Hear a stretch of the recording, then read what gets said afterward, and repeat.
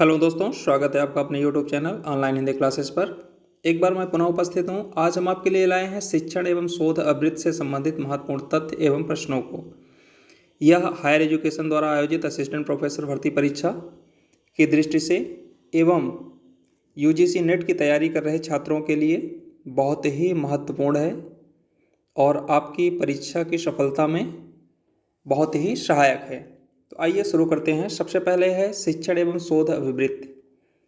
इसमें आप देख लें, विश्वविद्यालय अनुदान आयोग की स्थापना राधाकृष्णन आयोग के सुझाव पर भारत सरकार द्वारा 1953 ईस्वी में की गई थी। सबसे पहले हायर एजुकेशन की बात आती है तो विश्वविद्यालय अनुदान आयोग, जिसको शॉर्ट में यूजीसी बोलते हैं, बहुत ही महत्वपूर्ण है और विश्वविद्यालय की सारी जिम्मेदारी यूजीसी, चाहे उसे राजस्व प्रदान करना हुआ या उसकी व्यवस्था देखना हुआ, सारा काम यूजीसी का है।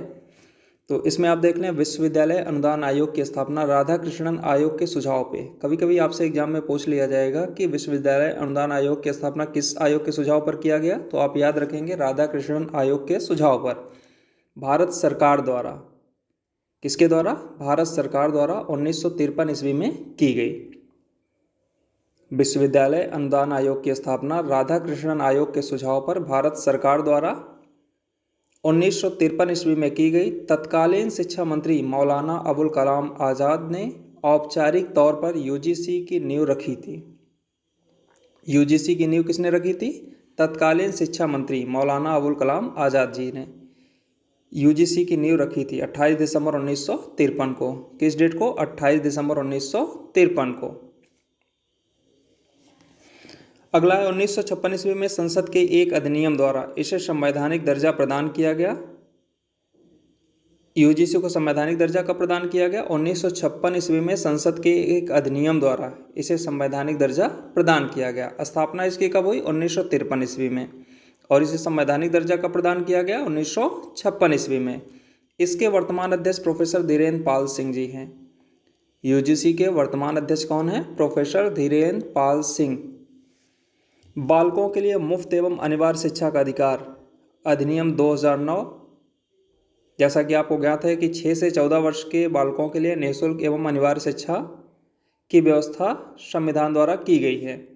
तो बालकों के लिए मुफ्त एवं अनिवार्य शिक्षा का अधिकार अधिनियम 2009 उन्नीकृष्ण कमेटी के आधार पर 86वें संविधान संशोधन द्वारा, किसके द्वारा? 86वां संविधान संशोधन द्वारा धारा 21A के अंतर्गत 1 अप्रैल 2010 को लागू किया गया। एग्जाम में आपसे पूछा जा सकता है कि 6 से 14 वर्ष के बालकों के लिए मुफ्त एवं अनिवार्य शिक्षा की व्यवस्था किस संविधान संशोधन द्वारा लागू किया गया या किस अनुच्छेद में है और कब लागू किया गया? तो लागू यह किया गया 1 अप्रैल 2010 को। कब लागू किया गया? 1 अप्रैल 2010 को। इसकी व्यवस्था संविधान के किस अनुच्छेद में है? धारा 21A। किस संविधान संशोधन द्वारा यह लागू हुआ? 86वें संविधान संशोधन द्वारा। अगला है बिना बोझ के सीखना समिति के अध्यक्ष कौन थे? प्रोफेसर यशपाल। बिना बोझ के सीखना समिति के अध्यक्ष कौन थे? प्रोफेसर यशपाल। इस समिति ने भारतीय शिक्षा व्यवस्था में उत्पन्न विभिन्न विसंगतियों, बोझिल पाठ्यक्रम, दोषपूर्ण परीक्षा प्रणाली, शिक्षण विधियाँ, समसामयिक नवाचार का अभाव इत्यादि को दूर करके छात्रों के लिए तनाव भयमुक्त व आनंदमय शिक्षा हेतु प्रोफेसर यशपाल ने इस समिति का गठन किया। बिना बोझ के सीखना समिति के अध्यक्ष कौन थे? यशपाल, प्रोफेसर यशपाल। इसमें क्या क्या व्यवस्था की गई? इस समिति ने भारतीय शिक्षा व्यवस्था में उत्पन्न विभिन्न विसंगतियों, बोझिल पाठ्यक्रम, दोषपूर्ण परीक्षा प्रणाली, शिक्षण विधियाँ, समसामयिक नवाचार का अभाव इत्यादि को दूर करके छात्रों के लिए तनाव भयमुक्त व आनंदमय शिक्षा हेतु प्रोफेसर यशपाल ने इस समिति का गठन किया था। एक अच्छा अनुसंधान निम्नलिखित 4 चरणों में होता है। क्वेश्चन पूछा जाता है कि एक अच्छा अनुसंधान किन चरणों में होता है? तो यह निम्नलिखित 4 चरणों में होता है। आप ध्यान रखें, यहाँ पे महत्वपूर्ण तथ्यों को लिया गया है, प्रश्नों को लिया गया है जो आपके एग्जाम की दृष्टि से महत्वपूर्ण है। इसलिए क्रम को आप ध्यान में ना रखें कि उससे संबंधित लगातार ये चलता रहेगा। तो एक अच्छा अनुसंधान, ये महत्वपूर्ण प्रश्न है, महत्वपूर्ण तथ्य है। एक अच्छा अनुसंधान निम्नलिखित 4 चरणों में होता है। सबसे पहले उद्देश्यों की स्थापना। सबसे पहले उद्देश्यों की स्थापना, आंकड़ों को एकत्र करना। दूसरा क्या है? आंकड़ों को एकत्र करना। फिर आंकड़ों का विश्लेषण करना। तीसरा क्या है? आंकड़ों का विश्लेषण करना। फिर निष्कर्षों की व्याख्या। तो एक अच्छे अनुसंधान के ये 4 प्रमुख चरण होते हैं। इनका क्रम कभी कभी आपसे एग्जाम में पूछ लिया जाता है, या ये चारों इनमें से कौन प्रमुख हैं, तो आप ध्यान रखेंगे इसका क्रम। सबसे पहले उद्देश्यों की स्थापना, फिर आंकड़ों को एकत्र करना, आंकड़ों का विश्लेषण करना, निष्कर्षों की व्याख्या करना। विश्वविद्यालय अनुदान आयोग का कार्य क्या है? विश्वविद्यालयों व कॉलेजों को अनुदान आवंटन। विश्वविद्यालय अनुदान आयोग का काम क्या है? विश्वविद्यालय व कॉलेजों को अनुदान आवंटन, विदेशों में उच्च शिक्षा को बढ़ावा देना, बौद्धिक संपदा अधिकारों का संरक्षण करना। ये यूजीसी के प्रमुख कार्य हैं। अब देखेंगे आप शिक्षण की प्रकृति, ये आपके सिलेबस में भी है। शिक्षण की प्रकृति क्या है, तो आप देख लें। सबसे पहले शिक्षण एक सतत प्रक्रिया है। शिक्षण क्या है? एक सतत प्रक्रिया, अर्थात लगातार चलने वाली क्या है? प्रक्रिया है।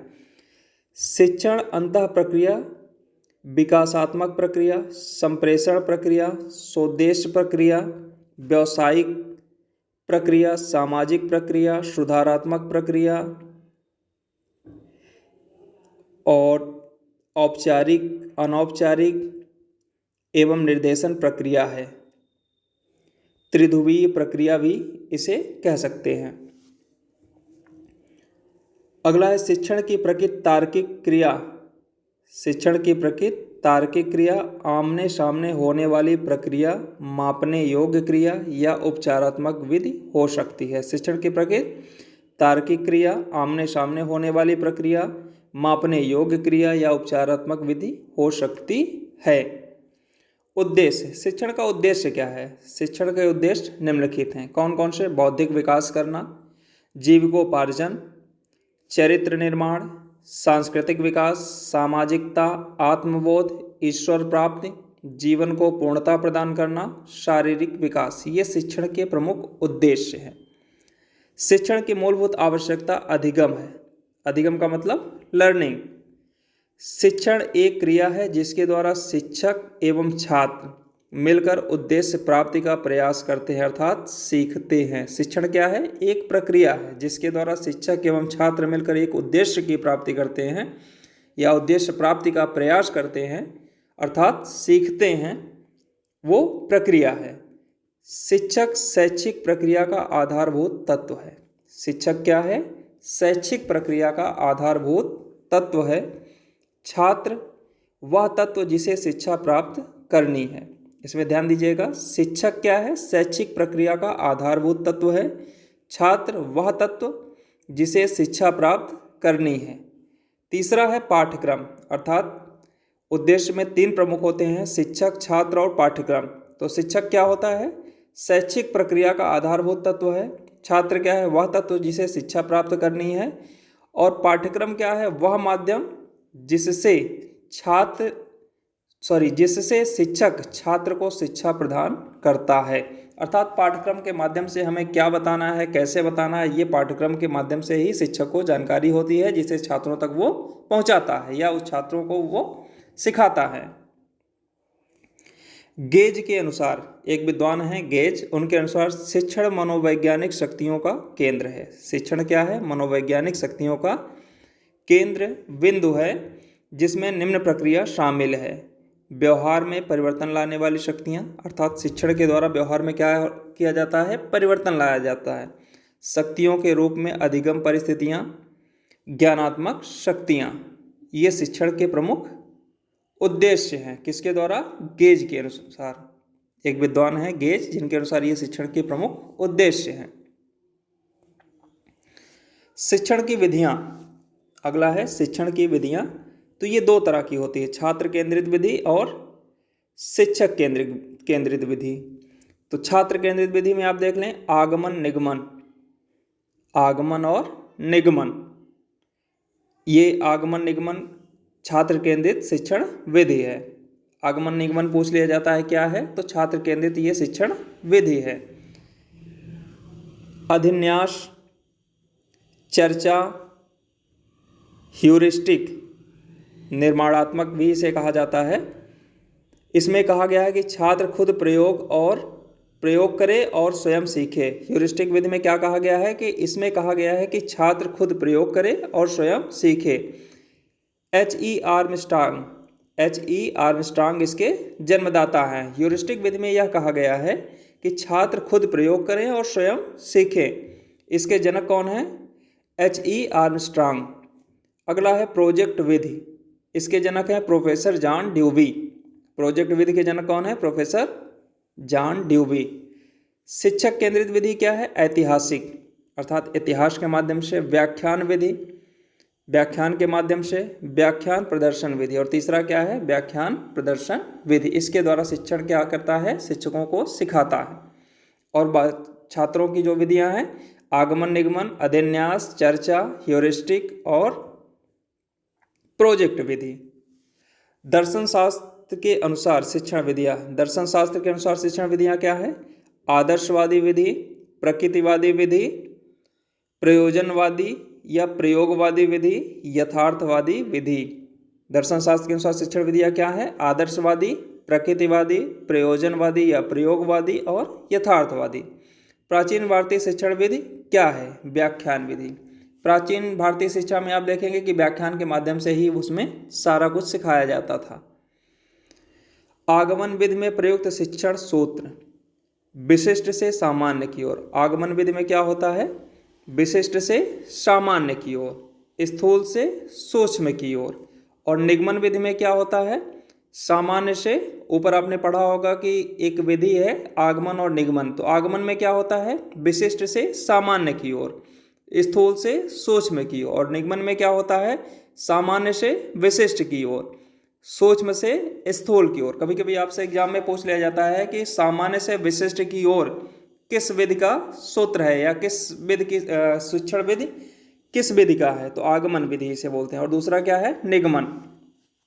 तो पुनः इसको ध्यान से देख लें।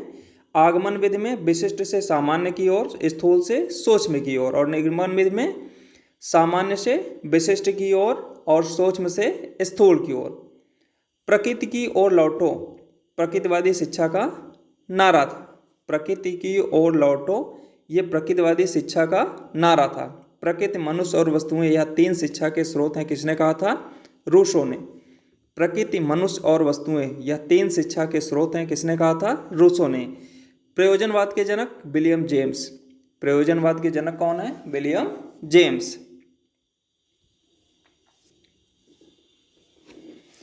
केंद्रीय शिक्षा सलाहकार बोर्ड आज़ादी से पहले 1935 ईस्वी में गठित किया गया था।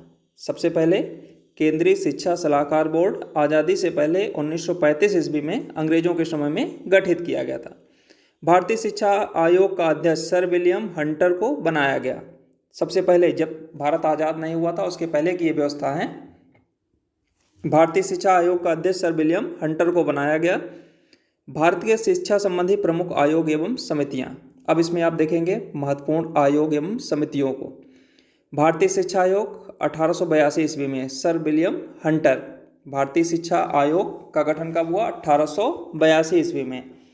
इसके अध्यक्ष कौन थे? Sir William Hunter. माध्यमिक शिक्षा में एकेडमिक तथा व्यावसायिक पाठ्यक्रमों को अलग अलग लागू करने का सुझाव दिया। इसमें क्या दिया गया था? माध्यमिक शिक्षा में एकेडमिक तथा व्यावसायिक पाठ्यक्रमों को अलग अलग लागू करने का सुझाव दिया गया था। दूसरा है विश्वविद्यालय आयोग 1902, लॉर्ड कर्जन। विश्वविद्यालय आयोग लॉर्ड कर्जन। इंटरमीडिएट कक्षाएं तोड़ने तथा केवल मान्यता प्राप्त माध्यमिक विद्यालयों के विद्यार्थियों को ही मैट्रिकुलेशन परीक्षा में सम्मिलित होने की अनुमति प्रदान करने का सुझाव दिया। इस विश्वविद्यालय आयोग में क्या किया गया?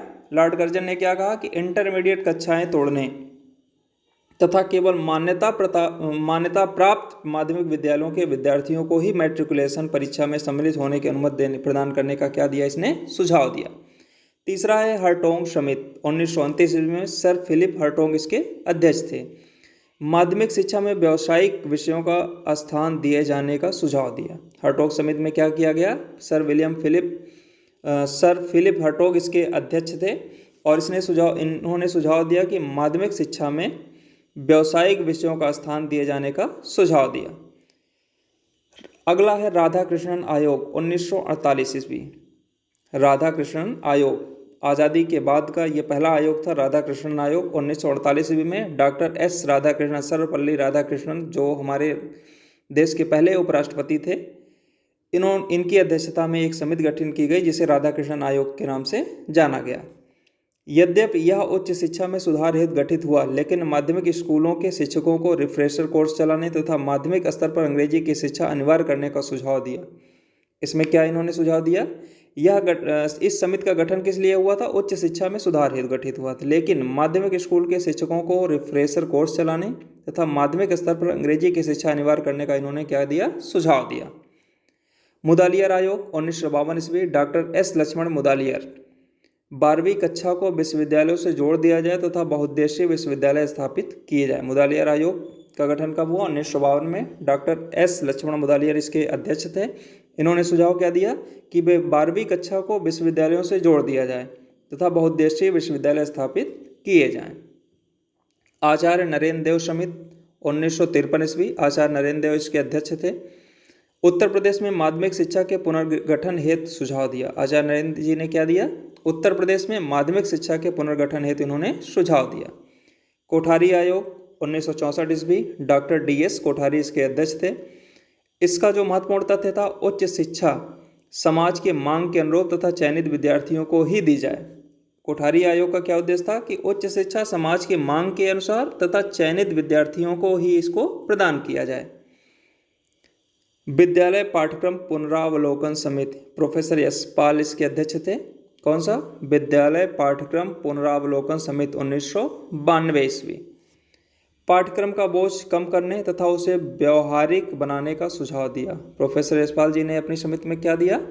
पाठ्यक्रम का बोझ कम करने, बहुत ही महत्वपूर्ण है यह, पाठ्यक्रम का बोझ कम करने तथा उसे व्यवहारिक बनाने का इन्होंने सुझाव दिया।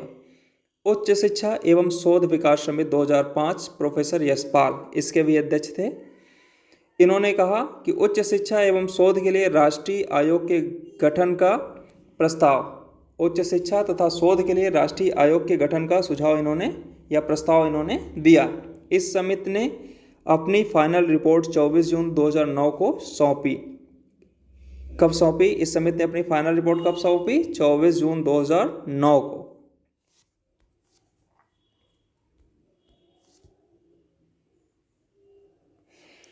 विश्वविद्यालय अनुदान आयोग नई दिल्ली। विश्वविद्यालय अनुदान आयोग नई दिल्ली 1956 में, ऊपर आप इसको पढ़ चुके हैं। इसका प्रमुख उद्देश्य क्या है? विश्वविद्यालयों को वित्तीय सहायता देकर उनके स्तर को उठाना व उच्च शिक्षा का नियमन करना। एसोसिएशन ऑफ इंडियन यूनिवर्सिटी नई Delhi 1973। Association of Indian universities नई दिल्ली, इसकी स्थापना कब हुई? 1973 ईस्वी में। इसका उद्देश्य क्या था? उच्च शिक्षा हेतु नीति निर्माण व समस्याओं के समाधान हेतु, उच्च शिक्षा हेतु नीति निर्माण व समस्याओं के समाधान हेतु विचारों के आदान प्रदान हेतु मंच प्रदान करना। दूरस्थ शिक्षा परिषद नई दिल्ली, दूरस्थ शिक्षा परिषद नई दिल्ली, इसकी स्थापना कब हुई? 1985 ईस्वी में। दूरस्थ शिक्षा परिषद नई दिल्ली, इसकी स्थापना कब हुई? 1985 ईस्वी में। अब आप शॉर्ट में, चूँकि आपके सिलेबस में, हायर एजुकेशन के सिलेबस में और नेट के भी सिलेबस में यूजीसी एक महत्वपूर्ण टॉपिक है, स्पेशली यूजीसी का है, तो उसके बारे में आप संक्षिप्त रूप में जान लें यूजीसी के बारे में। विश्वविद्यालय अनुदान आयोग 28 दिसंबर 1953 ईस्वी को अस्तित्व में आया। विश्वविद्यालय अनुदान आयोग कब आया? 28 दिसंबर 1953 ईस्वी को अस्तित्व में आया तथा संसद के एक अधिनियम के द्वारा 1956 ईस्वी में से एक वैधानिक निकाय बना दिया गया। विश्वविद्यालय अनुदान आयोग केंद्र, राज्य तथा उच्च अध्ययन की संस्थाओं के बीच समन्वय संस्था का कार्य करता है। किसके द्वारा? ध्यान रखिएगा आप इसको। विश्वविद्यालय अनुदान आयोग केंद्र, राज्य तथा उच्च अध्ययन की संस्थाओं के बीच समन्वय संस्था का कार्य करता है। वह इन सरकारों और संस्थाओं के लिए उच्च शिक्षा से संबंधित प्रश्नों पर सलाहकार संगठन का भी कार्य करता है। विश्वविद्यालय और कॉलेजों को रख रखाव और विकास के लिए अनुदान आवंटित एवं वितरित कर सकता है। विश्वविद्यालय अनुदान आयोग क्या कर सकता है? विश्वविद्यालय और कॉलेजों को रखरखाव और विकास के लिए अनुदान आवंटित एवं वितरित कर सकता है। आयोग में एक अध्यक्ष, उपाध्यक्ष और 10 अन्य सदस्य होते हैं। यह महत्वपूर्ण है, ध्यान रखिएगा आप। आयोग में कितने होते हैं? यूजीसी में कितने? एक अध्यक्ष और एक उपाध्यक्ष और 10 अन्य सदस्य होते हैं। इसके प्रादेशिक कार्यालय, यूजीसी के प्रादेशिक कार्यालय कहाँ कहाँ हैं? हैदराबाद, पुणे, भोपाल और कोलकाता, गुवाहाटी और बेंगलुरु में। इसके टोटल कितने? 6 प्रादेशिक कार्यालय हैं। कहाँ कहाँ? हैदराबाद, पुणे, भोपाल, कोलकाता, गुवाहाटी और बेंगलुरु में। देश में मुक्त विश्वविद्यालय तथा दूरस्थ शिक्षा प्रणाली प्रोन्नत करने के लिए संसद के एक अधिनियम द्वारा 1985 ईस्वी में इंदिरा गांधी राष्ट्रीय मुक्त विश्वविद्यालय की स्थापना की गई। ऊपर आप देख चुके हैं कि दूरस्थ शिक्षा परिषद नई दिल्ली की स्थापना कब हुई? 1985 ईस्वी में। तो उसी के तहत देश में मुक्त विश्वविद्यालय तथा दूरस्थ शिक्षा प्रणाली प्रोन्नत करने के लिए संसद के एक अधिनियम द्वारा 1985 ईस्वी में इंदिरा गांधी राष्ट्रीय मुक्त विश्वविद्यालय की स्थापना की गई। राष्ट्रीय शैक्षिक अनुसंधान एवं प्रशिक्षण परिषद की स्थापना NCERT की स्थापना किस तिथि को हुई? 1 सितंबर 1961 ईस्वी। यह एक स्वायत्त संस्था है। इसका गठन कोठारी आयोग के सुझाव पर किया गया। बहुत ही महत्वपूर्ण है। NCERT की स्थापना किस आयोग के सुझाव पर किया गया? कोठारी आयोग के। कब इसका गठन हुआ? 1 सितंबर 1961 ईस्वी को। विश्वविद्यालय शिक्षा आयोग का गठन 4 जनवरी 1940 ईस्वी को हुआ। विश्वविद्यालय शिक्षा आयोग का गठन कब हुआ? 4 जनवरी 1940 को, स्वतंत्रता से पहले।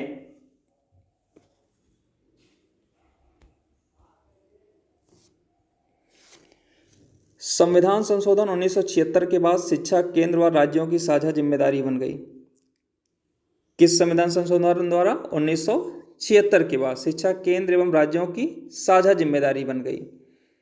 तत्कालीन शैक्षिक अराजकता को दूर करने के लिए किस समिति का गठन किया गया? गोखले समिति। तत्कालीन शैक्षिक अर्थात 1976 के आसपास के लिए तत्कालीन शैक्षिक अराजकता को दूर करने के लिए किस समिति का गठन किया गया? गोखले समिति। भारत में प्राथमिक शिक्षा की जांच के लिए सर्वप्रथम शिक्षा आयोग कब गठित किया गया? 1822 ईस्वी में। 1822 ईस्वी में। ऑपरेशन ब्लैक बोर्ड की स्थापना 1995 ईस्वी में प्राथमिक शिक्षा के सार्वभौमिकरण हेतु न्यूनतम शिक्षण सामग्री को प्रत्येक शिक्षण संस्थान में उपलब्ध कराने हेतु गठित की गई। ऑपरेशन ब्लैक बोर्ड चलाया गया जिसकी स्थापना हुई 1995 ईस्वी में। प्राथमिक शिक्षा के सार्वभौमिकरण हेतु न्यूनतम शिक्षण सामग्री को प्रत्येक शिक्षण संस्थान में उपलब्ध कराने की जिम्मेदारी इसके द्वारा दी गई। यह प्रत्येक शिक्षण संस्थाओं में न्यूनतम शिक्षण सामग्री को उपलब्ध कराने के लिए ऑपरेशन ब्लैक बोर्ड की स्थापना की गई। कब? 1995 ईस्वी में। ब्रिटिश काल से अब तक चली आ रही भारतीय शिक्षा प्रणाली निम्नलिखित में से किसकी देन है? लॉर्ड मैकाले की। अर्थात जो शिक्षा व्यवस्था भारत में चल रही है वो किसकी देन है? लॉर्ड मैकाले की। कोठारी आयोग को वर्तमान समय में राष्ट्रीय शिक्षा आयोग नाम से जाना जाता है। जो कोठारी आयोग था उसे वर्तमान में किस नाम से जाना जाता है? राष्ट्रीय शिक्षा आयोग के नाम से जाना जाता है। प्रथम शास्त्रीय भाषा कौन सी है? तमिल। प्रथम शास्त्रीय भाषा कौन सी है? तमिल। भारत में प्रथम सरकारी शिक्षा नीति की घोषणा 1844 ईस्वी में लॉर्ड हार्डिंग ने की। भारत में प्रथम सरकारी शिक्षा नीति की घोषणा 1844 ईस्वी में लॉर्ड हार्डिंग ने की। भारतीय मौसम वेधशाला पुणे में स्थित है। राष्ट्रीय साक्षरता मिशन की स्थापना मई 1998 ईस्वी में की गई। राष्ट्रीय साक्षरता मिशन की स्थापना कब की गई? मई 1998 ईस्वी में।